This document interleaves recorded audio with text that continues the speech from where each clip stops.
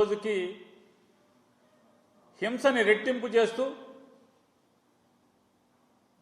అరే ఇవాళ అంటే నిన్నే నయం కదరా బాబు కాళ్ళు చేతులు నరికి వదిలేశారు, నిన్నే నయం కదరా బాబు ఇల్లు తగలబెట్టి వదిలేశారు, నిన్నే నయం కదా మొన్న నయం కదా బుల్డోజర్లతో జేసీబీలతో ఇల్లు పడేశారు. అట్లా రోజు రోజుకి హింస పెంచే పరిస్థితి, అంటే హింసలో కూడా ఆ స్కేల్ పెంచే పరిస్థితిలో ఇవాళ ఈ కూటమి ప్రభుత్వం తీసుకెళ్తున్న పరిస్థితిని చూస్తుంటే ప్రభుత్వ ప్రేరేపిత దాడులు కానీ ప్రభుత్వ ప్రేరేపిత ఆస్తుల ధ్వంసం కానీ హత్యలు కానీ పేటరేగిపోతున్నటువంటి పరిస్థితులు మనం చూస్తున్నాం. ఈ రెడ్ బుక్ నియంత్రణలో పోలీసులు కూడా కూటమి రౌడీలతో అగౌరవం పొందటం, Telugu Desam party, Janasena party, Bharatiya Janata party ఈ ముగ్గురు పార్టీ కార్యకర్తల యొక్క లేదా నాయకుల యొక్క వారి చేత పోలీసు వ్యవస్థ పోలీసు యూనిఫామ్ కాకి యూనిఫామ్ అంతా కూడా అగౌరవం పొందటం, వైసీపీ సానుభూతి పరులు లేదా వైసీపీ కార్యకర్తలు లేదా వైసీపీ వైఎస్ఆర్ కాంగ్రెస్ పార్టీ నాయకుల్ని వాళ్ళ మీద జరిగేటువంటి కూటమి ప్రభుత్వ ప్రేరేపిత హింసకి సాక్షులుగా నిలబడటం. పోలీసులందరూ కూడా వైఎస్ఆర్ కాంగ్రెస్ పార్టీ జగన్ మనుషుల పట్ల జగన్ జెండా మోసేటువంటి మనుషుల మీద దాడులు కానీ హింస కానీ లేదా వాళ్ళ ఆస్తుల ధ్వంసం కానీ లేదా హత్యలు కానీ జరుగుతుంటే ఆంధ్రప్రదేశ్ రాష్ట్రంలో పోలీసులు సాక్షులుగా మిగలటం. పోనీ సాక్షులుగా అంటే పోనీ నిజంగా ఎఫ్ఐఆర్లో సాక్షులుగా వస్తున్నారంటే అసలు మేము లేమని చెప్పని ఎఫ్ఐఆర్లు రాస్తున్నారు. పోలీసు సమక్షంలో అక్కడ హింస జరుగుతున్నా కూడా ఎఫ్ఐఆర్లో ఎక్కడా కూడా పోలీసు మా ముందే జరిగింది మేము చూసాము సుమ్మటోగా రాయాలి కదా. కానీ దురదృష్టం రెడ్ బుక్ రాజ్యాంగం, రెడ్ బుక్ ప్రేరేపిత లా అండ్ ఆర్డర్ ఇది. పోలీసులు ఎక్కడా కూడా వాళ్ళు సాక్ష్యం చెప్పరు, వాళ్ళ ముందే మర్డర్లు జరుగుతూ ఉంటాయి. వాళ్ళు ఎక్కడ కూడా స్టేట్మెంట్లో కానీ ఎఫ్ఐఆర్లో కానీ పలానా ఆయన పోలీసు ఆయన ఉన్నాడు, పలానా ఎస్ఐ ఉన్నాడు, పలానా సిఐ ఉన్నాడు, పలానా ఏసీపీ ఉన్నాడు, లేదా పలానా కానిస్టేబుల్ ఉన్నాడు, హెడ్ కానిస్టేబుల్ ఉన్నారని కూడా ఎక్కడ ఎఫ్ఐఆర్లో మెన్షన్ చేయరు. కానీ వాళ్ళు దగ్గరుండి అచేతనులై అలా చూస్తూ అవసరమైతే వాళ్ళతో తిట్లు తింటూ వాళ్ళతో తన్నులు తింటూ అరే నేను విఆర్కి వెళ్తావా, విఆర్కి పంపిస్తావురా నిన్ను, సిఐని ఎస్ఐని డిఎస్పీని కూడా ఇయారా ఒరే నిన్ను విఆర్కి పంపిస్తావరా అని తిడుతున్నా మాట్లాడరు, కాలర్ పట్టుకున్నా మాట్లాడరు. చంపుతున్న వైఎస్ఆర్ కాంగ్రెస్ పార్టీ వాళ్ళని మర్డర్లు చేస్తున్న పోలీసు నుండి కూడా కనీసం సాక్ష్యానికి కూడా వచ్చే పరిస్థితి ఆపట్లేదు. చంపుతుంటే నరుకుతుంటే ఆపట్ల, పొడుస్తుంటే ఆపట్ల, కానీ సాక్ష్యంగా కూడా రావాలి కదా, వాళ్ళ డ్యూటీ అదే కదా. సుమోటోగా నా ముందే జరిగింది నేనే సాక్ష్యం అని చెప్పి రావాలి కదా, అది కదా కాకి యూనిఫామ్ చేయాల్సింది. కానీ రెడ్ బుక్ రాజ్యాంగం రారెవరు, అలవాటుగా మారిపోయిన పరిస్థితులు ఇవాళ పోలీసులు యొక్క విధి నిర్వహణ చూస్తుంటే. నంద్యాలలో నిన్న జరిగింది, నిన్న తెల్లారుజామున మరి ఇది ఎంత అంటే హేయం. ముగ్గురు కూడా తెలుగుదేశం పార్టీ నాయకులు చంద్రబాబు నాయుడు గారు కానీ పవన్ కళ్యాణ్ గారు కానీ లేదా భారతీయ జనతా పార్టీ మోడీ గారు కానీ సిగ్గుపడాల్సినటువంటి పరిస్థితి. మీ నాయకత్వంలో నడుస్తున్న ప్రభుత్వంలో మీచే నడపబడుతున్నటువంటి ప్రభుత్వంలో పోలీసు వ్యవస్థ ఏ రకంగా మీరు దిగజార్చారనేది ఇవాళ నంద్యాల జిల్లాలో జరిగినటువంటి హత్యా సంఘటన ఎంత కిరాతకం అంటే నారపరెడ్డి అనే ఆయన డిఎస్పీ గారికి, ఎస్ఐ గారికి, సిఐ గారికి, డిఎస్పీ గారికి, ఎస్పీ గారికి అందరికీ ఫోన్ చేస్తాడు. సార్ మా ఊళ్ళో తెలుగుదేశం నాయకులందరూ కూడా గుంపులుగా పోగేసుకుంటున్నారు, జమ అవుతున్నారు, మాకెందుకో ఊళ్ళో ఏదో జరుగుతుందని చెప్పని భయంగా ఉంది, హింస జరుగుతుందని భయంగా ఉంది, మీరు పోలీసులను పంపించండి సార్ అని చెప్పని పంపిస్తే ఫోన్లు చేస్తే గంటలు గంటలు గడిచినా పోలీసు రారు. నంద్యాల హెడ్ క్వార్టర్కి, నంద్యాల జిల్లా హెడ్ క్వార్టర్కి అంటే జిల్లా ఎస్పీ ఉండేటువంటి చోటుకి, అతను బస చేసేటువంటి విధి నిర్వహణ చేస్తున్నటువంటి చోటుకి 12 కిలోమీటర్ల దూరంలో ఉన్నటువంటి సీతారాంపురం అనే గ్రామం నుంచి నారపరెడ్డి అని చెప్పని ఆయన ఫోన్ చేస్తే పోలీసు రారు. ఎప్పటికి వస్తారు? కొన్ని గంటలు గడిచిన తర్వాత ఒక ఎస్ఐ గారు, ఒక కానిస్టేబుల్ గారు, ఒక హోంగార్డ్ గారు వస్తారు. వచ్చి ఏం చేస్తారా అంటే ఈ నారపరెడ్డికి చెప్తారు, నువ్వు ఇక్కడ ఉండబాకు, నిన్ను చంపేస్తారు, మేము ఆపలేం, నువ్వు వెళ్ళి పోలీస్ స్టేషన్లో దాక్కో, నువ్వు అర్జెంట్కి వెళ్ళిపో పోలీస్ స్టేషన్కి, నువ్వు పోలీస్ స్టేషన్కి వెళ్ళిపోయి స్టేషన్లో కూర్చుని నాకు సెల్ ఫోన్లో ఫోటో తీసి వాట్సాప్లో నాకు పంపించు, నువ్వు వెళ్ళిపోయి ఇక్కడి నుంచి. విన్నామా మనం ఎక్కడన్నా?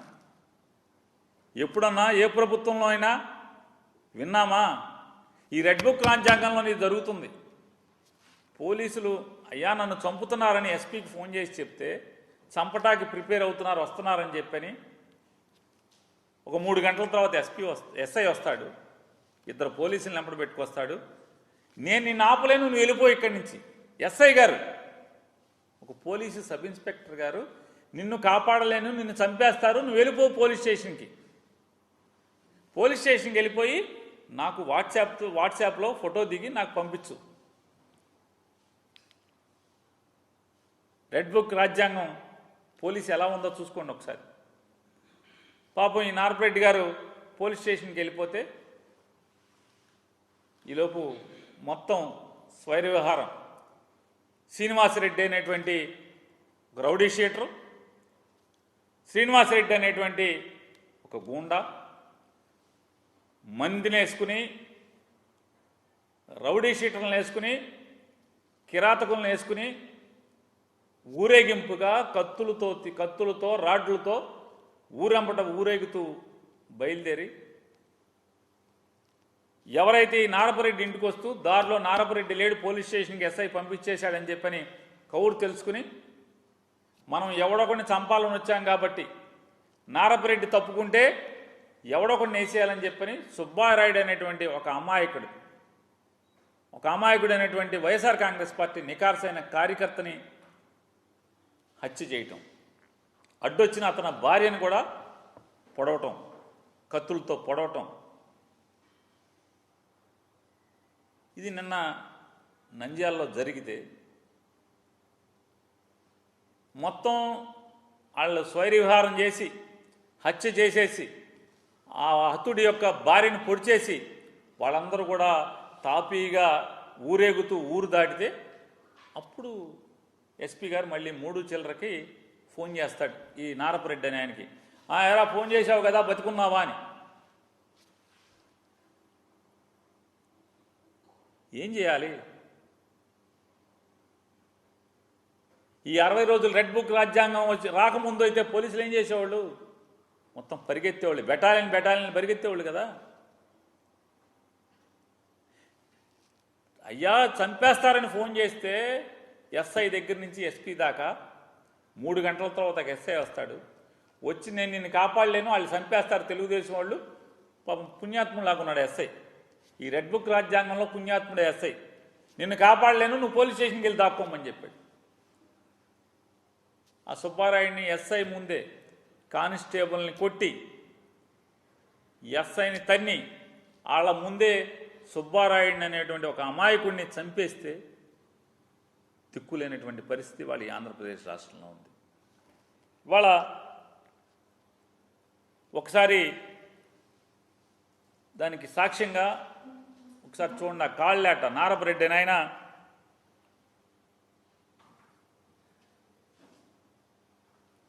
ఎస్పీ గారికి ఫోన్ చేసినటువంటి పరిస్థితులు, కాల్స్ అన్నీ కూడా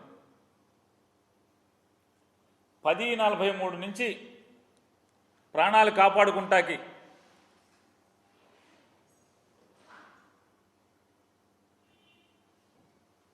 చూడండి 3:20కి కానీ ఆయన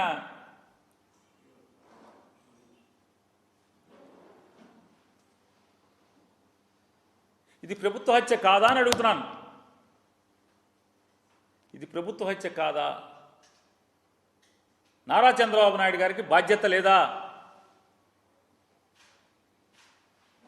ఈ రకంగా ప్రజలు మమ్మల్ని చంపేస్తారు, వస్తున్నారు చంపటాకని చెప్పని రాత్రి 10 గంటల నుంచి పోలీసుకి ఫోన్ చేస్తుంటే 10 గంటల చిల్లర నుంచి కాదు 10 గంటల చిల్లర నుంచే మర్డర్ జరిగింది 12 చిల్లర 1 గంటకి. ఆ టైంలో 10 గంటల చిల్లర నుంచే పోలీసుల కోసం రక్షణ కోసం ఫోన్ చేస్తుంటే వాళ్ళు ఎప్పుడో 3 గంటల తర్వాత పోలీసు వస్తారు, వాళ్ళ ముందే మర్డర్ చేస్తారు.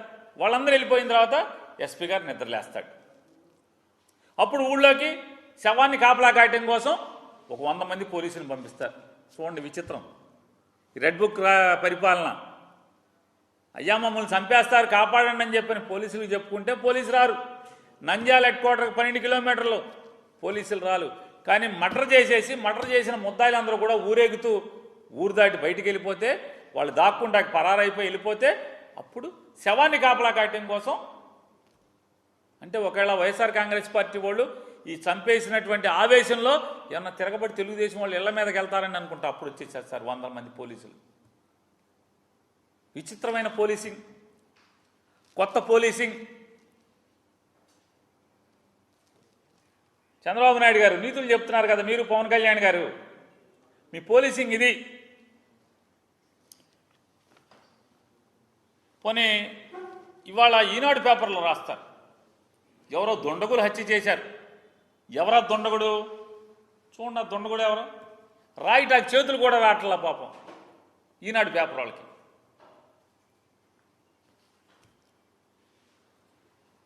మర్డర్ చేసిన వాళ్ళు వీళ్ళు, దుండగులు చంపేశారని రాస్తారు. ఇది జర్నలిజం. 50 ఏళ్ళు నిండినాయి కదండి ఈనాడు పేపర్కి, 50 సంవత్సరాలు. మనం గొప్పగా రాసుకుంటున్నాం గర్వంగా, 50 ఏళ్ళు జర్నలిజాన్ని కాపాడుతున్నాం. 50 ఏళ్ళు చాలా జీవితాలు మార్చాం, చాలామందికి చాలా జీవితాలని మార్చాం, చాలామంది జీవితాల్లో వెలుగు చూపించాం, స్ఫూర్తి నింపాం. స్కూల్ పెట్టాం, జర్నలిజం స్కూలు కాదు, అది ఒక విశ్వవిద్యాలయం. కనీసం తెలుగుదేశం వాళ్ళు వైఎస్ఆర్ కాంగ్రెస్ పార్టీని అన్యాయంగా చంపారని కూడా రాయటానికి కూడా చేతులు రావట్లేదు.